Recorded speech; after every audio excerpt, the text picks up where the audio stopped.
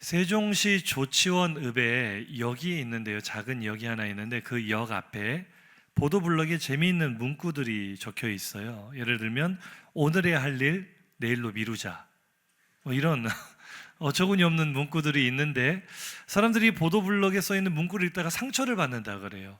왜 상처를 받냐면 다이어트에 대해서 전곡을 찌르는 문구들이 있기 때문인데요. 몇 가지만 소개해 볼까요? 다이어트에 대해 첫 번째, 달면 삼키고 써도 삼키고 다이어트 실패. 삼켜서 다이어트 실패. 두 번째 보면 울며 겨자 먹고 다이어트 실패.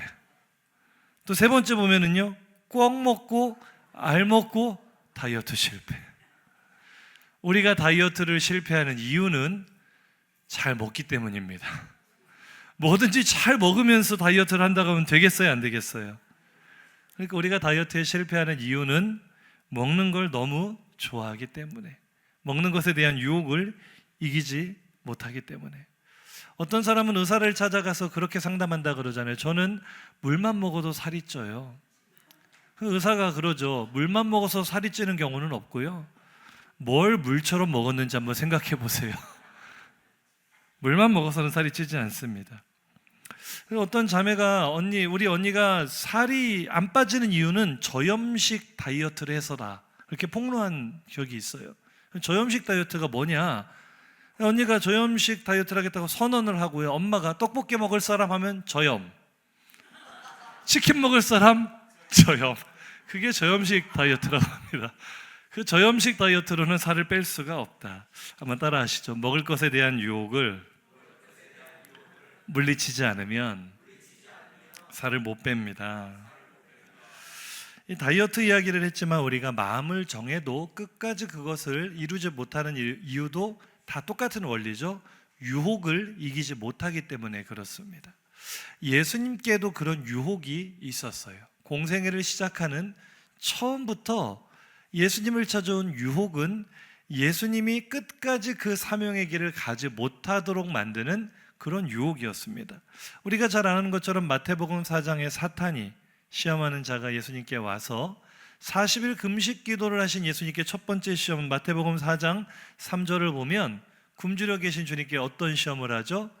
이 돌들로 떡덩이가 되게 하라. 예수님이 가진 능력이라면 그거 쉬운 일이에요, 어려운 일이에요? 우리에게는 어려워도 주님께는 아무것도 아닌 일인데 주님이 그 요청을 받아들이세요, 안 받아들이세요? 왜 그렇죠? 돌로 떡 만들어라, 이 말은 뭐 하려고 고난받느냐? 뭐 하려고 금식하고 뭐 하려고 굳이 힘든 길을 가려고 하느냐? 쉬운 길로 가라, 편한 길로 가라, 그런 유혹이거든요.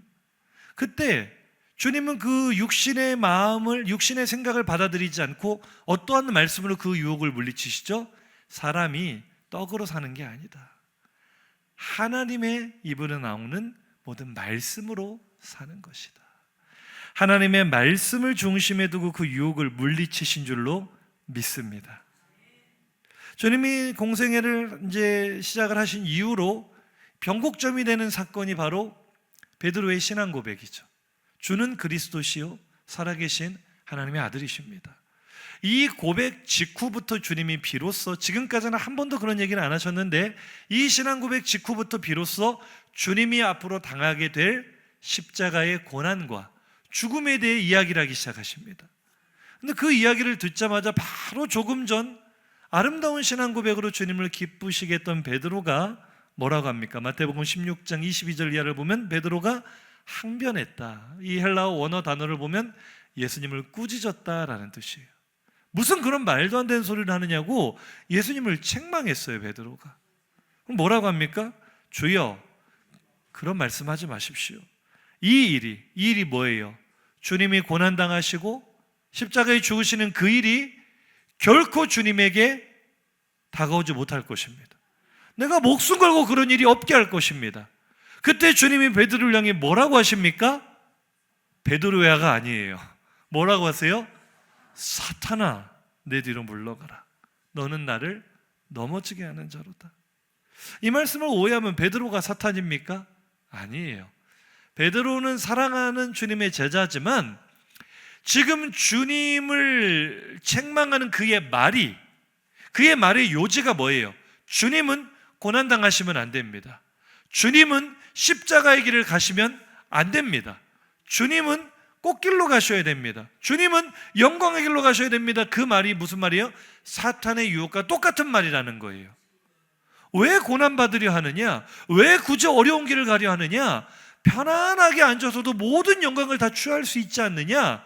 그것이 바로 주님의 그 사명의 길을 끝까지 가지 못하게 하는 사탄의 유혹이었는데, 베드로는 자기도 모르는 사이에 사탄의 유혹과 똑같은 말로 주님의 사명의 길을 어지럽히고 있는 거죠. 따라하시죠? 십자가의 길을 가로막는 유혹이 사탄의 유혹입니다. 이처럼 주님의 이 사명의 길에는 시작부터 마지막까지 계속해서 그렇게 가지 마라, 그냥 영광을 네가 취해라 라고 하는 그런 유혹이 끊임없이 많이 있었어요. 오늘 오후에도 이제 살펴볼 말씀이지만 사람들은 끊임없이 네가 하늘로부터 온 메시아라는 것을 보여줘라, 그럼 우리가 믿겠다. 그럼 주님의 입장에서는 그런 말을 수도 없이 듣다 보면 화가 나겠어요, 안 나겠어요? 보여주실 수 있어요, 없어요? 오늘 겟세마네 기도 후에 붙잡히시는 순간에도 베드로가 결국 막아서죠. 사탄아 물러서라 말을 듣고서도 주님의 고난의 길을 칼을 빼들고 막아서서 그 대제사장의 종의 귀를 칼로 쳐서 떨어뜨린단 말이에요. 그때 주님이 뭐라고 하세요? 너 그 칼 도로 집에다 꽂아 넣어라. 내가 지금이라도 12영 더 되는 하늘의 천군 천사를 동원할 능력이 없어서 잡히는 게 아니라는 거죠. 주님은 얼마든지 보여주실 수 있어요. 영광을 취하실 수 있어요. 그러나 주님의 공생애는 그 유혹과 맞서 싸운 생애였습니다. 편한 길로 가지 않으셨어요. 내가 영광을 취하는 길로 가지 않으셨어요. 오직 하나님께 받은 그 사명을 위해 일부러 어려운 길을 가신 거예요. 편한 길로 가라는 유혹을 물리치신 거예요. 그 유혹의 마지막이 바로 오늘 본문입니다. 오늘 본문은 오늘 종려주일이죠. 우리가 보통 종려주일에는 예루살렘에 입성하시는 주님의 모습, 그 본문을 중심으로 종려주일의 의미를 묵상할 때가 많았는데, 오늘은 조금 이 타임라인을 조금 옮겨봤습니다. 오늘 이 겟세마네의 기도는 요일로 치자면 목요일 밤이죠. 그러니까 주님이 요일로 따졌을 때 주일날 이제 예루살렘에 입성을 하시고 월, 화, 수, 목 약 5일 정도 예루살렘 안에서 시간을 보내시는 거예요. 여러 논쟁들도 있었고 복음을 가르치시는 일도 있었고 성전을 청결하게 일도 있었고, 예루살렘에 입성하신 주님께서 그런 일들을 치르신 후에 이제 목요일 저녁 제자들과 최후의 만찬, 그리고 이 여러 가지 이야기들, 제자도에 대한 마지막 가르침을 주시고 이제 이 겟세마네 동산으로 올라가셔서 기도하시는 장면. 그 다음 이어지는 스토리는 우리가 잘 아는 것처럼 가룟 유다가 군사들 이끌고 와서 주님과 입맞추며 주님을 은을 받고 팔아 넘기는 장면, 그리고 이제 금요일이 바로 순환일이 되는 거죠. 그래서 종려주일보다는 약간 시간이 뒤지만 이 겟세마네의 기도를 통해 이 종려주일의 의미를 다시 한번 살펴보려고 합니다. 겟세마네의 기도라는 것은 결국 주님께서 공생애를 시작하신 이후 십자가라는 목적지까지 가는데 마지막 관문이었어요. 마지막, 어떻게 보면 주님이 그것을 거절하고 뿌리칠 수 있는 마지막 기회라고 할 수도 있겠죠. 주님은 알고 계셨어요. 이 밤에 어떤 일이 나에게 닥쳐오게 될지, 내일 날이 밝으면 내가 어떤 고난을 받고 어떤 죽음을 당하게 될지 너무나 잘 알고 계셨기 때문에 그 죽음을 코앞에 둔 그 시점에 기도하기 시작하십니다. 그 주님의 고뇌와 갈등이 오늘 본문에 담겨 있는 거죠. 오늘 본문 37절, 38절 주님의 심정을 우리 마음에 담으며 한번 읽어보겠습니다. 베드로와 세베대의 두 아들을 데리고 가실세 고민하고 슬퍼하사 이에 말씀하시되 내 마음이 매우 고민하여 죽게 되었으니 너희는 여기 머물러 나와 함께 깨어있으라 하시고, 주님께서 이 겟세마네 동산에 십자가의 죽음 코앞에서 자기의 마음이 얼마나 고민이 되고 슬픈지를 말씀하실 때 뭐라고 하세요? 내가 심히 고민하여 죽게 되었다. 죽을 만큼 고통스러운 고민과 고통이 있었다라고 말씀하십니다. 자, 이제 우리는 그 이유를 물어야 됩니다. 왜 주님께서는 십자가를 앞에 두고 죽을 만큼 괴로워하셨습니까? 죽는 것이 억울하고 두려워서였을까? 지저스 크라이스트 슈퍼스타라는 뮤지컬이 있습니다. 보신 분들도 계실 텐데요. 이 뮤지컬에 겟세마네라는 곡이 있거든요. 바로 오늘 이 본문 겟세마네의 기도를 이 뮤지컬로 표현한 노래인데, 이 노래는 예수님을 알지 못하는 불신자들도 굉장히 잘 알고 감명 깊게 듣는 노래입니다. 왜냐하면 음이 엄청나게 높거든요. 엄청난 고음으로 지르며 부르기 때문에 사람들이 우와 탄성을 지르면서 이 노래를 듣는데, 제가 오늘 설교에 도움이 될까 해서 이 노래를 좀 들어봤는데 굉장히 마음에 들지 않았어요. 왜냐하면 곡의 가사가 예수님께서 마치 자신의 죽음을 억울해하며 두려워하는 듯한 그런 내용의 가사거든요.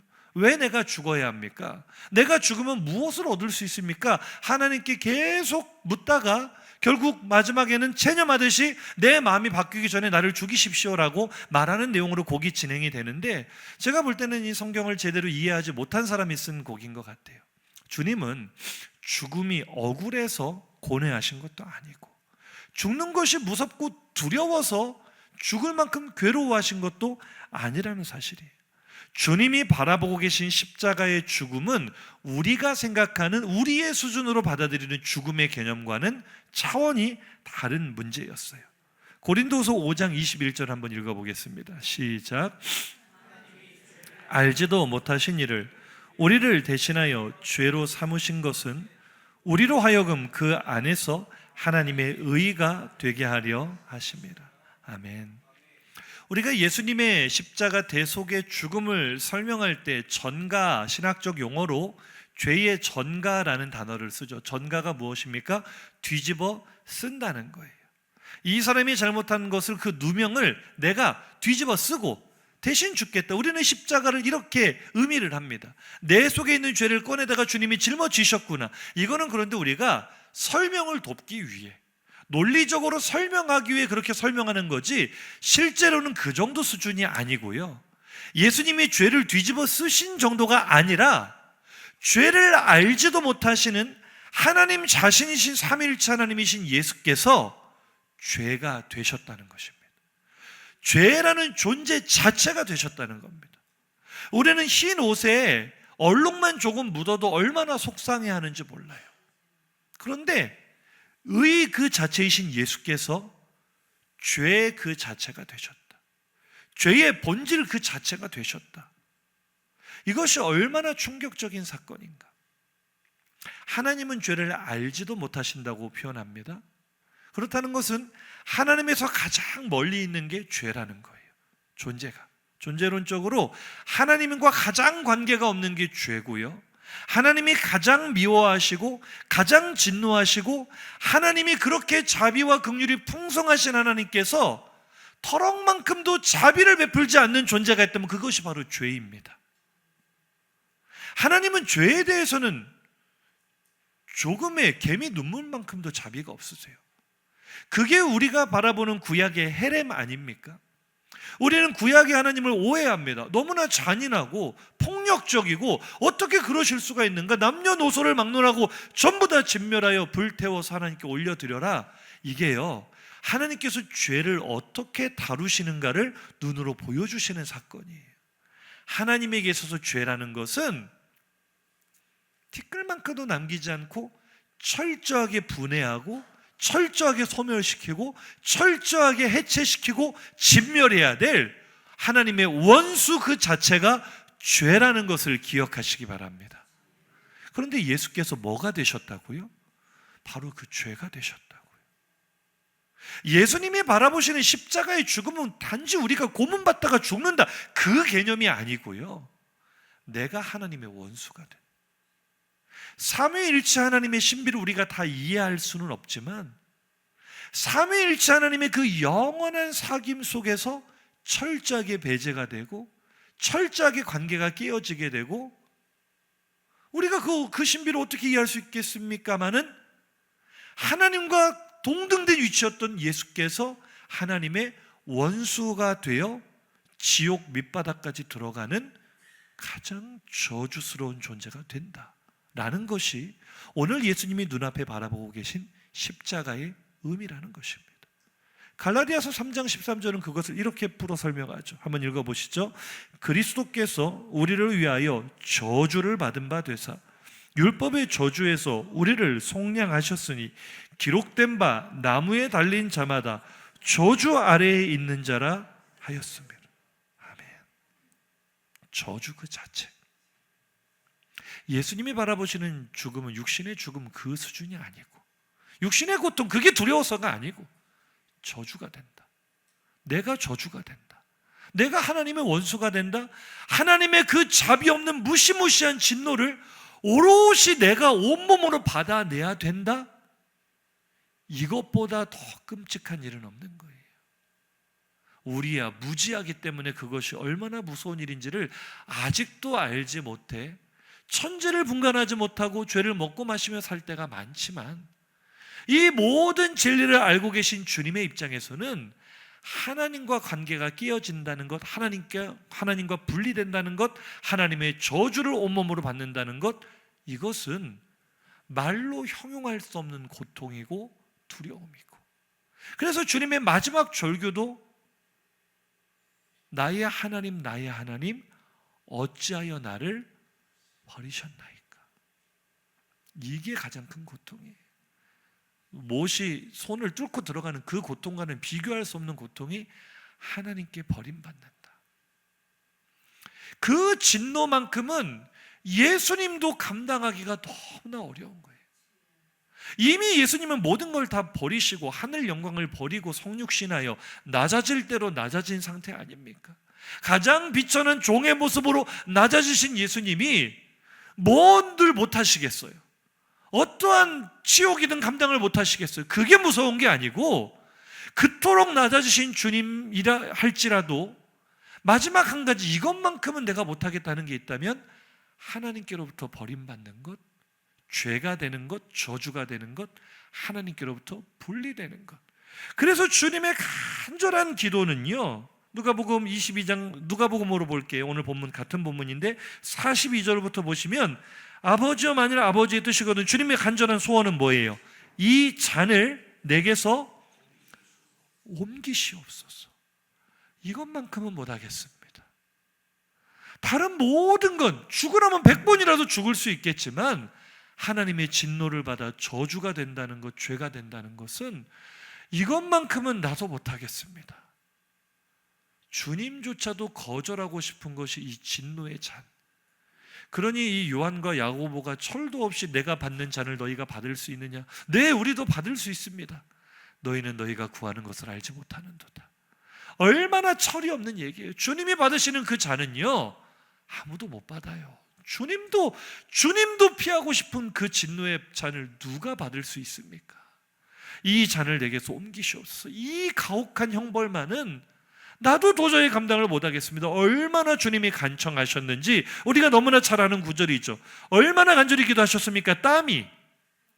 땀이 땅에 떨어지는 핏방울 같이 되었다. 여러분, 땀 흘리며 기도해 보셨습니까? 땀이 핏방울이 되기까지 온몸에 진액이 짠해지는 그런 기도를 해보셨습니까? 이 겟세마네의 기도는요, 우리가 상상할 수 있는 수준의 기도가 아닙니다. 제가 이 본문을 묵상하다가 참 제 마음을 울렸던 부분이요, 겟세마네의 언어 헬라어는요, 가트 쉐마님의 합성어가 겟세마네. 가트는 틀이라는 뜻이고, 형틀, 포도주 틀 할 때 틀이고요. 쉐마님은 기름이에요. 그러니까 겟세마네라는 뜻은 기름 짜는 틀이라는 뜻이에요. 예루살렘 주변에는 늘 그 올리브 나무를 재배를 많이 하거든요. 그 거둬들인 올리브 열매를 다 한데 모아서 기름을 짜요. 그 기름을 짜는 틀이 있었던 장소가 바로 이 겟세마네. 그런데 주님이 오늘 이 겟세마네에서 이것만은 내게서 피해가게 하옵소서라고 온몸에 진액을 짜내며 기름을 짜듯이 자신의 생명을 생명을 짜내며 기도하는 그 기도가 바로 이 겟세마네의 기도였다는 거예요. 우리는 겟세마네 주님의 절규를 들을 때 십자가가 얼마나 무서운 형벌인지, 나무에 달려 하나님의 저주를 받는다는 게, 나를 대신해 죄가 되신다는 게 얼마나 무시무시한 형벌인지를 기억해야 될 줄로 믿습니다. 왜냐하면 그 형벌을 받아야 될 대상은 예수님이 아니라 나였기 때문이죠. 내가 당해야 될 고난이었고 내가 당해야 될 저주였기 때문에 우리가 주님의 이 겟세마네의 절규를 죽기 싫어서 저러는구만, 이 정도 수준으로 받아들여서는 안 되는 거예요. 생명을 짜내면서까지, 핏방울로 자신의 모든 것을 짜내면서까지 간절한 소원이 있다면 이것만은 피해갔으면 좋겠습니다. 그러나 주님이 그렇게 기도를 시작하셨지만 결국 그 주님의 겟세마네 절규와 함께 그 기도의 결론이 어떻게 매듭이 되죠? 오늘 보면 39절로 돌아보시면 노란 글씨 보세요. 결론이 뭐예요? 그러나 나의 원대로 마시옵고 아버지의 원대로 하옵소서. 42절도 보시죠. 노란 글씨만요. 아버지의 원대로 되기를 원하나이다. 아멘. 저는 이 겟세마네가 고난당하기 전 마지막 승리라고 바라봅니다. 마지막 유혹이에요. 할 만큼 했잖아, 이런 생각이 들 수 있어요. 하나님의 아들로서 하늘 영광을 다 버리고 이토록 비천한 모습으로 가난한 자 죄인들의 친구가 되어 하나님의 나라를 이만큼이나 전파하고 수많은 병자와 귀신 들린 자를 고쳤으면 할 만큼 했잖아, 이것까지도 해야 되겠어라는 그 유혹과 맞서 싸우는 처절한 전투의 현장이 바로 이 겟세마네였다는 거예요. 그래, 나도 안 하고 싶어. 나도 이것만큼은 피하고 싶어. 눈앞에 십자가가 다가왔을 때 이것만큼은 안 되겠어 라는 유혹이 누구에게나 찾아올 수 있고 주님도 그러셨어요. 하나님 꼭 이렇게까지 해야 되겠습니까? 이렇게까지 가혹하게 해야만 되겠습니까? 내가 하나님께 저주를 받아야만 되겠습니까? 내가 하나님께 버림을 받아야만 되겠습니까? 이것만큼은 나도 피하고 싶습니다라는 그 마지막 유혹과 주님은 기도하며 싸우시는 거죠. 할 수만 있다면 피하게 하십시오, 이렇게 시작했으나 결국 그 싸움의 결론은 아닙니다. 그래도 하나님이 오르십니다. 그래도 아버지의 뜻이 이루어져야 합니다. 결국 주님은 그 마지막 유혹까지도 물리치시고 이기신 줄로 믿습니다. 그게 오늘의 결론이에요. 아버지의 원대로 하옵소서. 체념하듯 나를 죽이시옵소서가 아니에요. 피할 수만 있다면 피하고 싶지만 하나님을 믿기 때문에 나는 나를 곁길로 빼려는 그 유혹을 끝까지 물리치고 똑바로 가겠습니다. 십자가를 향해 똑바로 걸어가겠습니다. 그것이 이 겟세마네의 영적 전투였다는 것을 기억하시기 바랍니다. 제가 이 겟세마네를 깊이 묵상하다가요, 제 마음을 울리는 장면이요, 저는 겟세마네의 예수 속에서 벳세메스의 예수를 발견했습니다. 벳세메스가 어디입니까? 사사시대 초기에 일어난 일이에요. 타락한 제사장 엘리의 두 아들 홈니와 비느하스가 자신들의 교만을 회개하지 않고 하나님이 함께하지 않으셔서 우리가 전쟁에 지는구나, 하나님의 임재를 상징하는 법궤를 전쟁에 가지고 나가면 이길 줄 알고 블레셋과의 전쟁에서 법궤를 가지고 나갔다가 철저하게 패배를 해 본인들도 죽임을 당하고 법궤는 빼앗기는 이스라엘이 무너지는 사건이 벌어졌습니다. 사무엘이 아직 어릴 때 일어난 사건이에요. 이스라엘이 충격에 빠졌죠. 블레셋은 신들의 전쟁에서 우리가 이겼다, 우리의 신 다곤이 이스라엘의 신 여호와를 이겼다, 전리품으로 그 법궤를 가지고 왔습니다. 그런데 그 블레셋 땅에 엄청난 재앙이 불어닥치기 시작해요.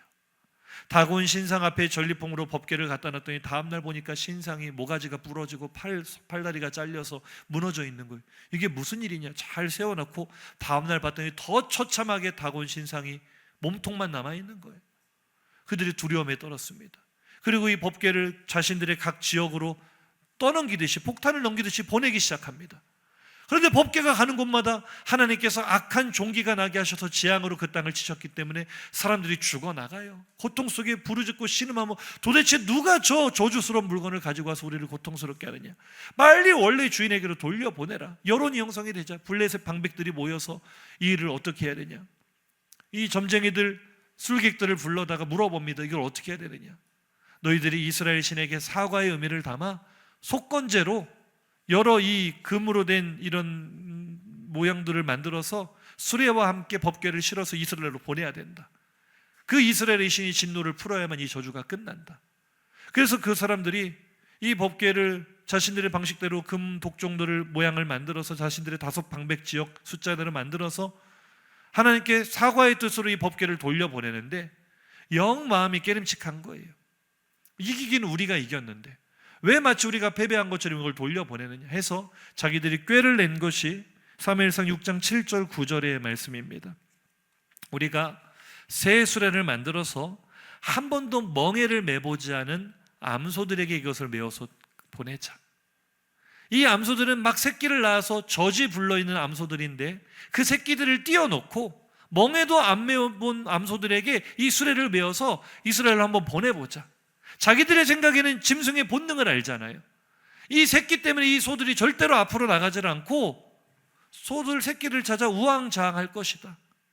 자기들은 그렇게 생각을 하고, 만약에 이렇게까지 했는데도 이 소들이 똑바로 간다면 이거는 여호와라는 신이 우리를 친 게 맞다. 그렇게 결론을 내리고 한번 그렇게 해보자고 작전을 세워서 그들을 씌우는 거예요. 그 암소들을 부른 거예요. 그 암소들이 어떻게 했습니까? 우리 사무엘상 6장 12절 한번 읽어보시죠. 시작. 암소가 벳세메스 길로 바로 행하여 대로로 가며 갈 때 울고 좌우로 치우치지 아니하였고 블레셋 방백들은 벳세메스 경계선까지 따라가. 아멘. 상식적으로 믿을 수 없는 일이 벌어졌습니다. 하나님께서 보여주신 거예요. 여호와가 살아있다는 걸 보여주신 거예요. 하나님의 권능이 소들에게 임한 겁니다. 자기의 본능을 거부하는 거예요. 소들이 울어요. 새끼들 때문에 울어요. 소들이 젖이 불러서 가는 길마다 젖을 뚝뚝 떨어뜨리며 걸어갔을 거예요. 본성은 돌이키라고 말하고 있어요. 그런데 하나님께서는 그 소들이 자기들이 죽을 줄 알면서도 그 죽을 길로 좌로나 우로나 치우치지 않고, 제가 오늘 은혜 받은 구절이 이 구절이에요. 그 말 못하는 짐승이에요. 본능에 충실한 짐승이에요.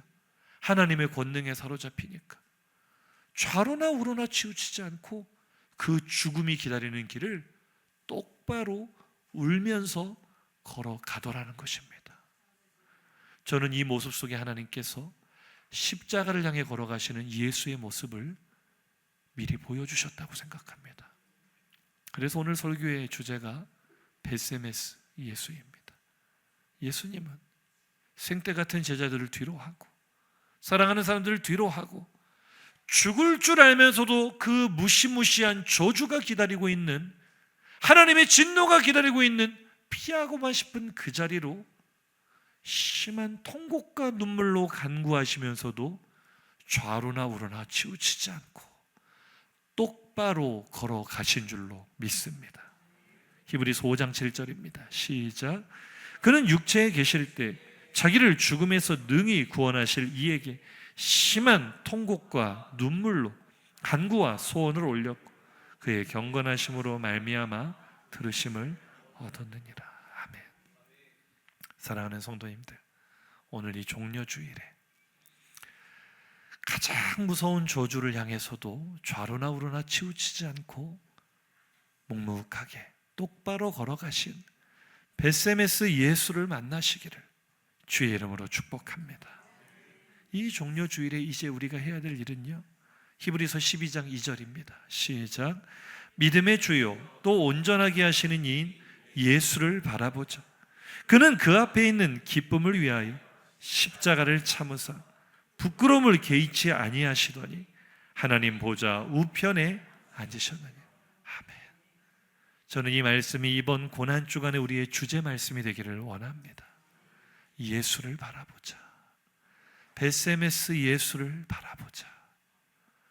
앞에 있는 즐거움을 위하여, 기쁨을 위하여, 우리들의 영생과 부활과 구원과 하나님 나라의 소망을 위하여 앞에 있는 두려움과 저주와 십자가를 참으사 좌로나 우로나 치우치지 않고 똑바로 걸어가셨다는 것입니다. 그 예수를 바라보는 이번 고난주간이 되기를 주의 이름으로 축복합니다. 주님의 고난에 동참한다는 것이 무엇인지를 가만히 생각을 해봤습니다. 하루에 한 끼 금식하는 것 귀한 일입니다. 우리 다음 세대를 중심으로 미디어 금식을 하는 것, 한 주 동안 우리가 경건한 삶을 연습하는 것 중요합니다. 그러나 그러한 행위보다 더 중요한 주님의 고난에 동참하는 것은 베세메스 예수를 바라보는 것입니다. 그분이 똑바로 걸어가신 그 뒤를 따라 걷는 것입니다. 왜냐하면 우리의 삶에도 우리를 자꾸만 곁길로 이끌어가는 유혹이 많기 때문이죠. 똑바로 걸어가지 못하게 하는 여러 마음들이 많기 때문이죠. 그래서 이번 고난주간은 다른 그 무엇보다 십자가를 향해 똑바로 걸어가신 주님을 바라보고 그 뒤를 따라 걷는 고난주간 되시기를 주의 이름으로 축복합니다.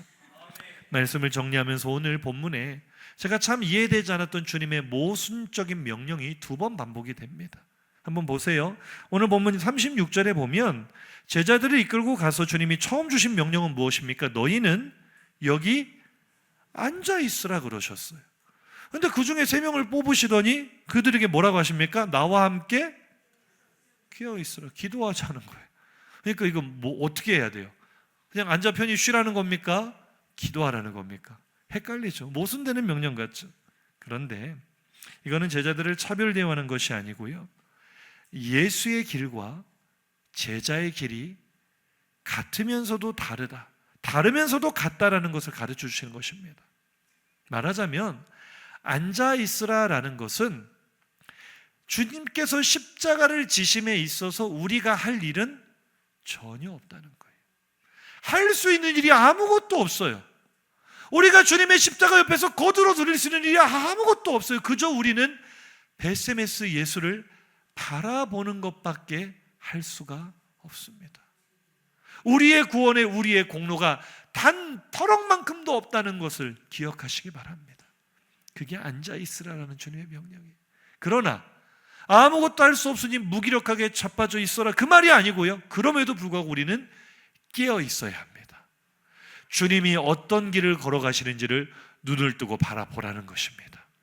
주님이 당하시는 고난의 의미가 무엇인지를 똑똑히 보라는 것입니다. 할렐루야. 주님의 모순적인 명령은 다음에 한 번 더 나옵니다. 오늘 본문 45절과 46절을 보시죠. 제자들에게 뭐라고 하십니까? 이제는 자고 쉬라. 주님이 3번이나 땀이 핏방울이 되도록 간절히 기도하실 동안 제자들은 깨어 있으라는 말을 순종하지 못하고 피곤해 자고 있었죠. 처음에 깨어 있어야지 뭐하냐, 2번째 한시도 나와 깨어 있을 수 없느냐, 기도해라. 3번째 오니 또 자고 있으니 이때 뭐라 그래요? 이제는 자고 쉬어라. 이 말씀을 어떻게 받아들이십니까? 예수님도 이제 포기해서 지쳐서 니들은 안 되겠다, 그냥 편히 자빠져 자라, 그 말이겠어요? 아니에요. 분명히 이제는 자고 쉬라 하신 주님께서 바로 다음 구절에서 뭐라고 하세요? 일어나라, 함께 가자. 아니 이거 어떻게, 어느 장단에 춤을 춰야 됩니까? 1번 자빠져 자야 된다, 2번 일어나 주님과 함께 가야 된다. 어딜 가요? 십자가 지러 같이 가요? 아니죠. 자고 쉬라는 것은 이제는 내가 너희의 구원을 이룰 테니, 내가 너에게 진정한 안식을 줄 테니 내가 다 이룬 구원과 안식을 누리라는 말씀인 줄로 믿습니다. 구원은 은혜입니다. 영생은 선물입니다. 내가 노력해서 얻은 게 아니에요. 내가 쉬지 않고 기도하고 깨어 기도했다고 얻은 게 아닙니다. 그것은 주님께서 내 손에 쥐어주신 선물입니다. 내가 누리고 자고 쉴 수 있는 안식인 줄로 믿습니다. 그렇지만 그 안식을 누리는 우리는 이제 뭘 해야 돼요? 일어나 주와 함께 가는 것입니다. 십자가를 지는 자리에는 함께 할 수 없었지만 주님의 뒤를 따라 제자의 길은 함께 가야 됩니다. 예수님처럼 내 똑바로 걸어가는 제자의 길, 좁은 길을 방해하는 유혹들을 뿌리치고 똑바로 걸어가는 그 길은 예수님처럼 우리도 걸어야 될 줄로 믿습니다. 오늘의 결론입니다. 40절 41절 보고 마칩니다. 시작. 제자들에게 오사 그 자는 것을 보시고 베드로에게 말씀하신 너희가 나와 함께 1시간도 이렇게 깨어 있을 수 없더냐. 시험에 들지 않게 깨어 기도하라. 아멘. 구원은 주님이 다 이루셨지만 우리가 한시도 깨어 기도하지 않는다면 우리는 시험에 든다는 거예요. 우리는 유혹에 빠지기 쉽다는 거예요. 하나님이 우리에게 주신 사명은 예수의 뒤를 따라 벳세메스 예수를 바라보며 벳세메스 예수처럼 나도 똑바로 제자의 길을 걸어가는 것입니다. 똑바로 좁은 길을 걸어가는 것입니다. 그런데 의지만 가지고는요, 유혹을 이기지 못해요. 시험을 이기지 못해요. 그래서 깨어 기도하라는 것입니다. 깨어 예수를 바라보라는 것입니다. 우리에게 어떤 유혹이 있습니까? 특히 좌로나 우로나 치우친다는 이 말씀, 지금 우리나라가 정치적으로 너무 혼란스러운데요. 믿는 사람들도 다 마음이 둘로 나뉘어져 있어요. 아니, 지난주에 외국에 갔던 우리나라 비행기 기장과 부기장이 주먹 다짐을 하고 싸웠대요. 왜요? 다음 대통령이 누가 돼야 되느냐? 아니, 그게 진리입니까?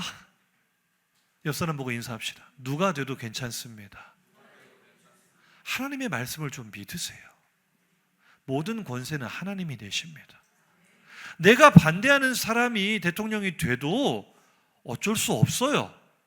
하나님이 그렇게 하신다면 우리는 기도할 뿐입니다.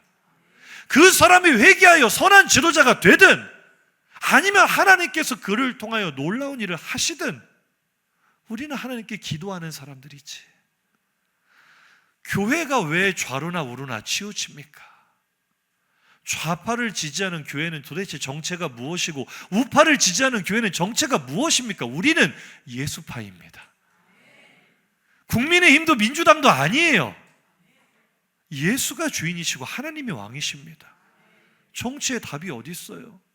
정치의 진리가 어디 있어요? 너무 그것 때문에 마음 상하지 말고 너무 그것 때문에 스트레스 받지 마시고 하나님을 믿으십시오. 교회가 좌로나 우로나 치우치지 않을 때 나라가 바로 섭니다. 교회가 말씀 위에 바로 서서 예수님 바라보고 똑바로 걸어갈 때 민족이 살아납니다. 우리는 그것을 소망하는 거예요.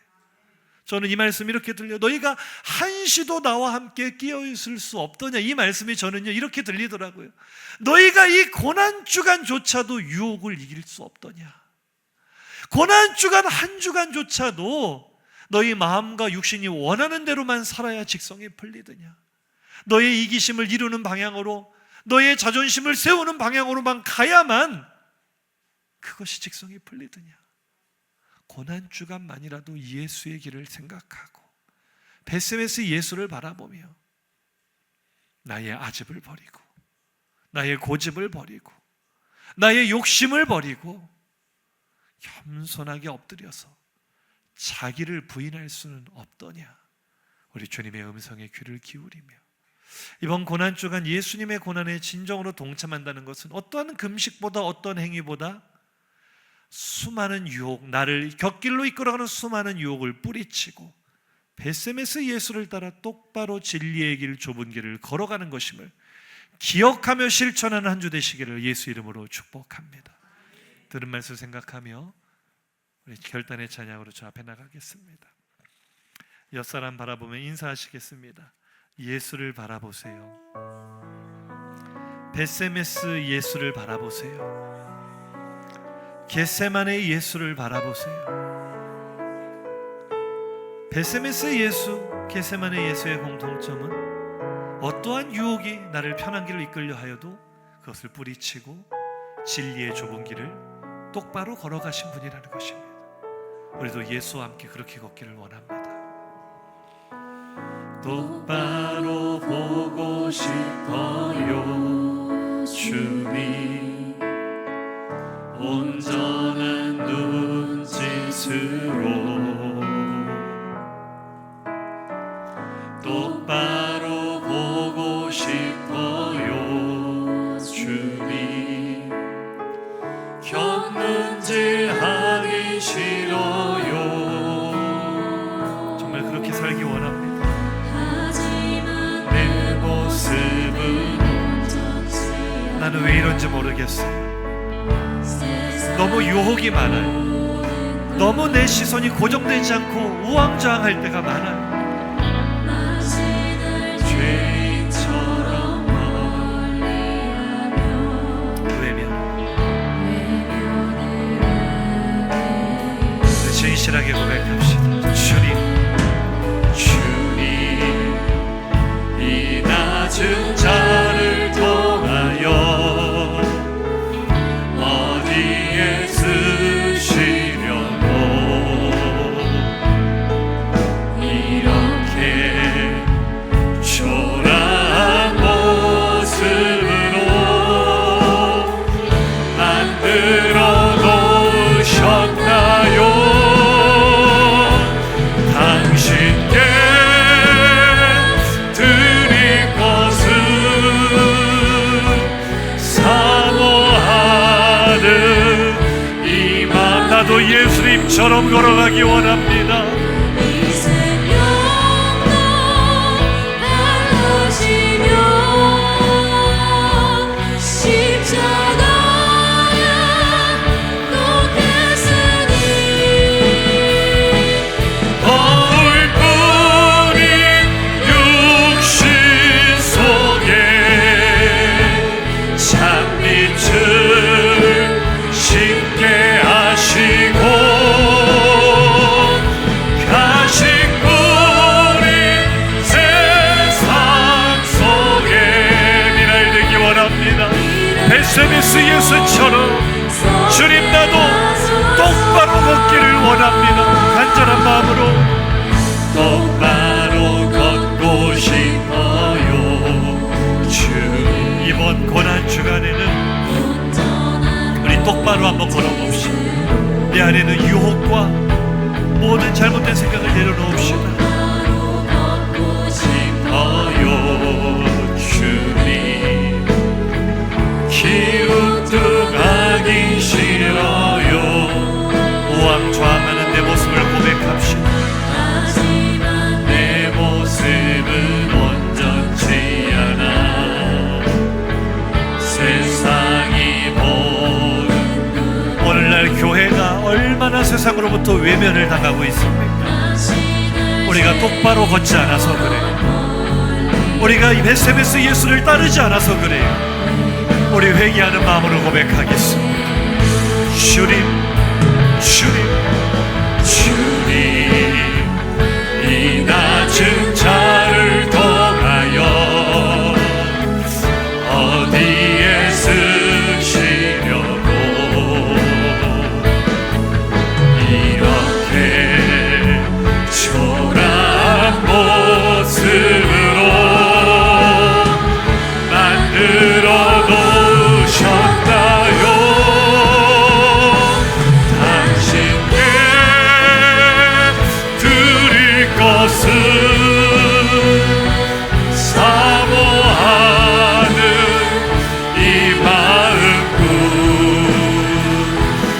이 생명도 달라시며 십자가에 넣겠으니 정말이세요? 거울뿐인 육신 속에 찬빛을 심게 하시고 가신 분이 세상 속에 미랄로 섞게 하소서. 할렐루야. 우리 시간 통성으로 결단하며 기도하겠습니다. 우리는 수도 없이 예수를 따르겠다고 고백했습니다. 제자의 길로 행하겠다고, 좁은 길로 가겠다고 다짐도 했습니다. 그런데 예수를 바라보고 계십니까? 예수를 따르겠다고 다짐하기 전에 먼저 예수가 가신 길이 어떤 길인지를 똑바로 보고 계십니까? 그분은 겟세마네 예수이십니다. 그분은 벳세메스 예수이십니다. 수많은 유혹들이 편한 길로 가라고 그분을 유혹할 때에도 그분은 자신의 생명을 짜내면서까지 그 유혹을 거절하고 그 저주스러운 죽음을 향해 똑바로 걸어가신 분입니다. 나는 왜 말로만 예수를 따르려 합니까? 내 마음속에 작은 유혹 하나도 내려놓지 못하면서, 내 마음속에 작은 욕심과 자존심 하나도 내려놓지 못하면서 어떻게 예수를 따르겠다고 하십니까? 이번 고난주간은 다른 고난이 아니라 자기를 부인하는 시간이 되기를 원합니다. 예수님처럼요. 예수의 길을 따르기 위해서는, 벳세메스 예수를 따르기 위해서는 자기를 부인하는 것 말고는 방법이 없습니다. 오늘도 내 안에는 수많은 유혹이 있습니다. 내 이익을 갖고자 하는 유익이요, 내 자존심을 세우고자 하는 유익이요, 다른 사람에게 상처를 주더라도 내가 원하는 것을 얻고자야만 하는 그 이기심의 유혹이요, 잘 되려는 유혹, 높아지려는 유혹.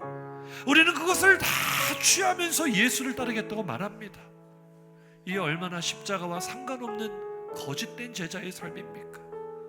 오늘 이 시간 기도할 때, 주님, 이 종려주일 고난주간에 나의 눈이 벳세메스 예수를 바라보기를 원합니다. 나의 유익을 구하는 모든 유혹을 내려놓고 고난을 향해 똑바로 걸어가신 주님을 바라보며 나도 그 뒤를 따르는 벳세메스 예수의 제자가 되기를 원합니다. 주님의 고난에 동참하는 한 주간 되게 하여 주옵소서. 주여 한번 부르짖고 통성으로 기도합니다. 주여